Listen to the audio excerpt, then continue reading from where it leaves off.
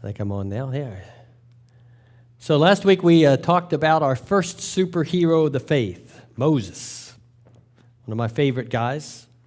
You know, it's hard for me to separate the fact from fiction, and so I always, every time I think of Moses, I always see Charlton Heston. I'm sorry, but that's just who that's the picture I have in my mind. That's the picture that I see, and matter of fact, I had a video I was going to show this morning, but it crashed the system, so we were in that process of I'm not going to be able to show it for you of Charlton Heston doing a couple things, but it's an interesting thing as we begin to look at what made Moses a hero. You see, heroes aren't like we see them on television. They're not Superman that has, from some planet someplace else that suddenly gets super abilities because he comes here. Now, I did hear some of the folks speak one time, some of the astronauts speak that were on that had been to the moon, and they said they felt like they were superhuman when they were on the moon because they could jump so high because the gravity was less and stuff like that. But, that's not really, when we talk about superheroes in the faith of who we are, they're really not somebody who has some magical power someplace. Superheroes of the faith are folks that learn to trust God in a new way that changes the world around them. If you haven't figured it out yet, one of the things that we're dealing with as we talk about being superheroes is that the whole thesis of this process is that each one of us, as we look at the picture of these folks that we see in the Bible, if we see what they do and how that happens, we can be superheroes of our own time as well. What's it say about Moses? We've already had read for us this morning. It says, when he grows up, he refused to be called the son of Pharaoh's daughter, choosing rather to share the ill treatment of the people of God. So where does he start out? Remember last week we talked about that whenever he came to his understanding of God, he chose a new identity.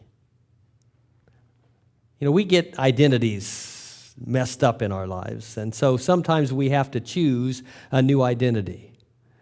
I remember when I was a young man, I spent 8 formative years of my life in a place called Peru, Indiana. Not very far from here, or if you are from there, it's Peru. You just have to understand that, just like Chilai is. Anyway. So you got to understand if you're from that area, it was Peru, Indiana. When I grew up, I spent 8 years there, and I had an identity when I was at Peru, Indiana. So when I went into my freshman year in high school, my identity was already there because I had gone to elementary school with a number of these kids. I'd gone to junior high with a number of these kids, and so I had an identity that had been established at that moment in time. Right? Y'all understand that? My mom and dad. My dad was a Church of God pastor, and in the Church of God, you don't move across town, you move across the country. And so I was born in Iowa, and we lived in Peru, and then right at the beginning of my freshman year in high school, or midway in my freshman year of high school, my mom and dad came back from a weekend trip, and they sat me down in the living room, and they said, Mark, we're going to let you help us make this decision. We've been to Melbourne, Florida, and the church in Melbourne, Florida has called us to come and be their pastor, but if you want to stay and finish high school here, you can do that. And I looked at him and said, where are the suitcases? Indiana, Florida. Yep, no problem. I made a decision. I was a young man, and I got to make a decision because I got to establish a new identity. Nobody in Melbourne, Florida knew me. I got to go to a high school at that point in time that, high school in Peru was like 400 in the high school. The high school in Melbourne was like 2,800 kids. I got to establish a new identity. I got to be a new person. So I had to make a decision of what I wanted to be. What was I going to do? What was I going to establish myself as? What was going to be the kind of thing to begin to do? And this was where Moses was at. I got to make a new identity. So I became what I couldn't be in Peru. I got to start with a fresh start, none of the old stuff. I got to be new and fresh, and I decided to be a Christian. It was an interesting time in Melbourne, Florida in 1969, or actually it was 67. Well, I just told you how old I was. Whew, that's tough long. That's hard. That hurt me to say it.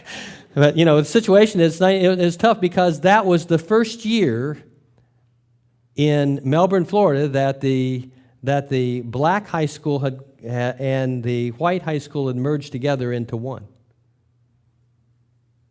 So there it was. So all those kinds of things were happening.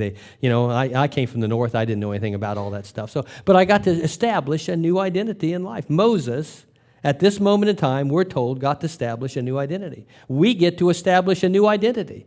As I said with the kids, we get to establish a new identity moment by moment, day by day. It's like taking out and washing our hands off. And God lets us establish a new identity in Him. Now, where does Moses go on to take us? Well, early life, remember we talked last week, ages 0 to 40. He was a prince of Egypt, had a place of privilege. His gods were pagan gods at that point in time. Moses chooses a new identity, and he establishes that. Now, it's interesting. I asked last week, what identity have you chosen for your life? But this week, we pick Moses up. Now he's midlife. Now he's chosen a new identity. He's no longer a prince of Egypt. He's no longer hanging out with the pharaohs at this point. He's no longer living in a palace. Where is he at? Well, he got kicked out in the desert. Now, there he is in what we might call, I'll speak it out, the Desert of Desolation, because that's what it's called in the Bible. Here's the Desert of Desolation. Here's Moses, and he gets to go out. Now, when we think of difficult times in our life, how long do we think they last? A couple of weeks, maybe, maybe a year. I mean, I got my hair cut this week. What's left of it? I got my hair cut this week, and as we were sitting there talking, the hair person I went to at Great Clips remembered me from last time. She says, "You're the one that has all the kids, don't you?" And I said, "Yeah, I have an identity." Yeah. She says, "Well, you got a set of twins." Yeah. And she says, she said, we just had a guy in here who his wife and he adopted a set of twins from China. And I said, "Oh, that's really something." He said, "Yeah." And he said they got them when they were little babies, and they're now 7 years old, and his wife got cancer and died. And he lost his job, and his father died all in a year.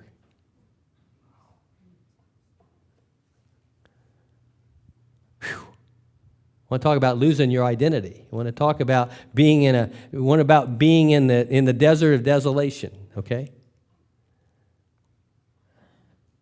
And I said, "Well, how are they doing?" And she said, "Well, they moved to Indianapolis because their dad got a new job, and they're doing real well. They were in to get their hair cut. The grandparents brought them in to get their hair cut." I said, "Isn't it good?" Sometimes we get into that desert of desolation, and it might be a week, it might be 2 weeks, it might be a month, it might be a year, it might be, there are folks in our world today who lost jobs a while back, who now have new jobs, but they aren't as good as the jobs they had. Are you understand what I'm saying?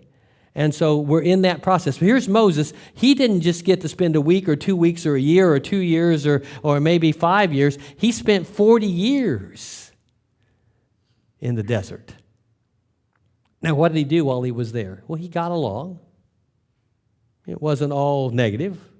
He found a wife, had some kids, and began to live life as normal, not thinking about what God wanted to do with his life. I find most of the time when I talk with people that they spend the majority of their time in life just getting along rather than having a life of purpose. That's where Moses was. For 40 years, he got along. He tended the flocks of his father-in-law's sheep, and he walked around in the desert. He took care of things. He lived a normal. Most of us spend all of our lives living a normal life, don't we? Shake your head. Yes, that's what we do. We get up in the morning, we go to work. We do stuff. We have things that we're going to do. Smart Alex, I love him. So anyway, in the midst of that process, here we are in the midst of where we are. We spend our life and so many times we get lost in the daily grind of activity that we fail to understand what God really wants to do for us. We get lost in taking care of the day. We get lost in taking care of the moment. We get lost in taking care of the hour.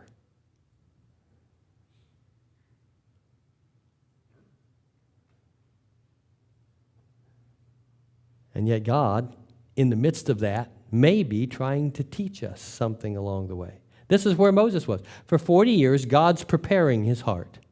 He's preparing his life. He's preparing who he is. He's coming into a relationship of preparation. So during that period of time, he's preparing him for what he's going to be. He's already made a decision back here at a point that said, I'm going to give up all that I know of the past. I'm going to come and form a new future. But for 40 years, he doesn't know what that future is going to be. I think most of us, there are times, I spend a lot of time of my life, I'll just talk about myself. I spend a lot of time of my life trying to figure out exactly where God wants me to go. What's the next thing? What's the piece of my life that he's preparing me for next? I don't know about, my brother he became an old man this year, according to him, and he refuses to say that he's 70. So every time I talk to my brother, which I did this week, I talked to him and I said, well, how's it feel to be 70? He said, I'm not 70. He says, I'm 60-10. He said, I refuse to be 70. And I said, so that means the next year you're going to be 60-11? And he says, yes, I can go on forever and never get to that point. In the midst of that, sometimes, and I think Moses during this 40 years in this desolation was living life, probably was pretty happy, was getting along, everything was moving along fairly effectively. He was doing what everybody does. But he was missing his destiny.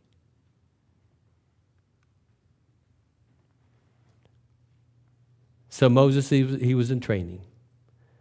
And he was looking for God, because at this moment in time, as Moses is out there in this wilderness, running around looking for God, and he's not necessarily finding him, because his God was his self at that point. See, many times we get stuck, and our God is ourself. We're the one that, who's taking care of me? What's happening? How am I getting fulfilled? What's going on in my life? What's happening here in the midst of that process?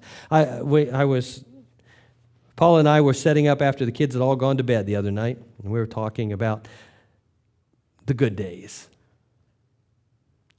And we were talking about the days when we had Ninja Turtle bunk bed. We had Ninja Turtle beds in one of our bedrooms when we lived in a different house. And Gavin and Nathaniel slept in those two beds on either side of the thing. And I would go up every night before they went to bed, and I would take the Boxcar children books, and I would read a chapter or two a night. That was part of Dad's job. Dad got to read those books to him every night. And I remember as I would finish up a chapter, they'd say, oh, Dad, one more chapter. And we looked at each other and said, man, wouldn't we like to have those days back? It was a purpose, identity. Connecting with those kids, doing that thing. What was it preparing me for? Then all of a sudden, here comes Moses. What's it say? And Moses said, I must turn aside and look at this great sight and see why the bush is not burned up. Here he comes into this thing, and here's this bush that's burning. And when the Lord saw that he had turned aside to see, God called to him out of the bush, Moses, Moses. And he said, here I am. And then he said, come no closer. Remove the sandals from your feet, for the place which you are standing is holy ground. And he said further, I am the God of your father, the God of Abraham, the God of Isaac, and the God of Jacob. And Moses hid his face, for he was afraid to look at God. And then the Lord said, I have observed the misery of my people who are in Egypt, and I have heard their cry on their account of their taskmasters. Indeed, I know their sufferings, and I have come down to deliver them from the Egyptians and to bring them out of a land to the good and broad land, a land flowing with milk and honey, to the country of the Canaanites and the Hittites and the Amorites and the Perizzites and the Hivites and the Jebusites. So here he is, and he finds God. And he finds God in a place that he really wasn't looking for him, right? How often do we find God in a place we don't look for him? All of a sudden he shows up, and here's God. Go, man. And then, so God begins to talk to him, and it says, here's the job I've now got for you. Here's what I want you to do. Here's the things that I want you to plan. And he gives him the next 40 years, from 80 to 120. From 80 to 120, he gives him the job of taking the children of Israel out of Pharaoh's grasp and into the promised land. He has a burning bush experience. Now, I don't think we all ought to be looking for burning bush experiences. We may have some. We probably had a couple in our lifetime.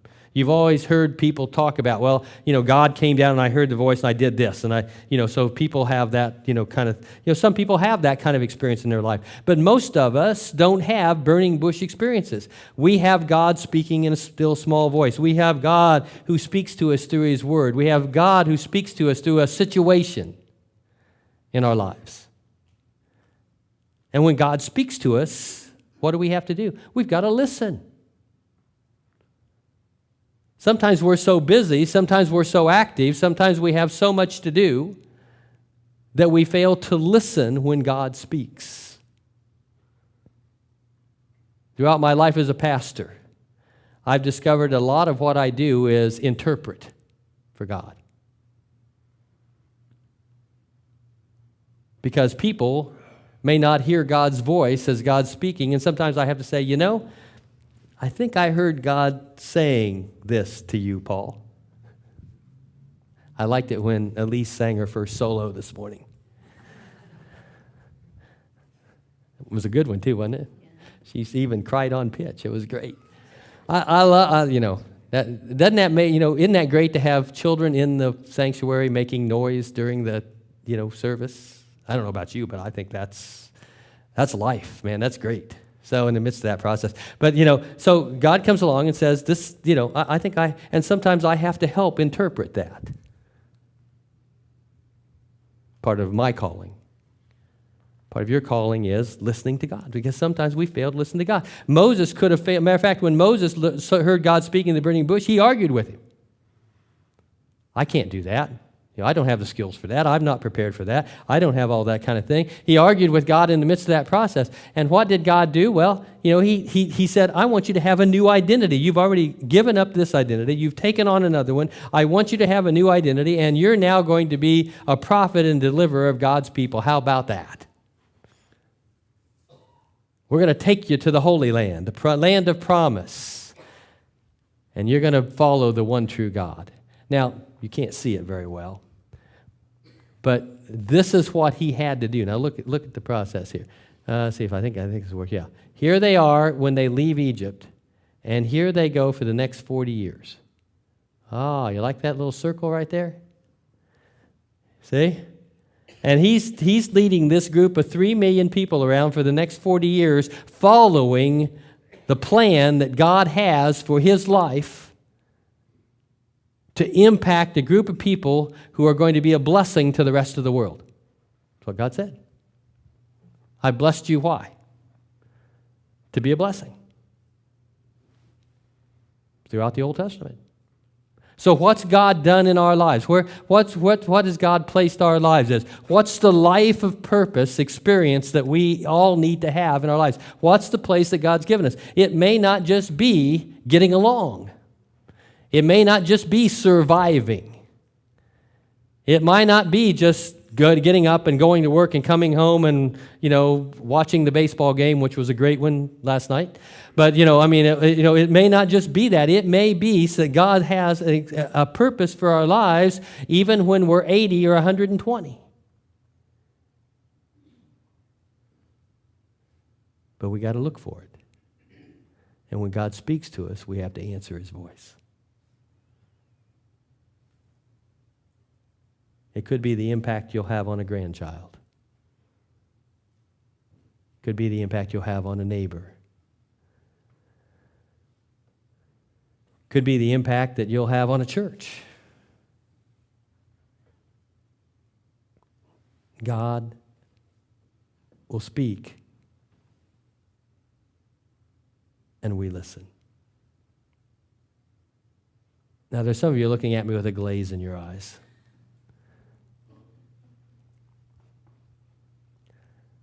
And I know that's true, because many of us have gone through years and never heard God speak.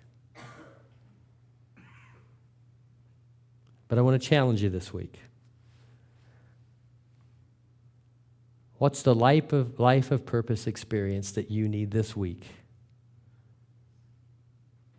to impact where you are, to make a difference in the world that you live?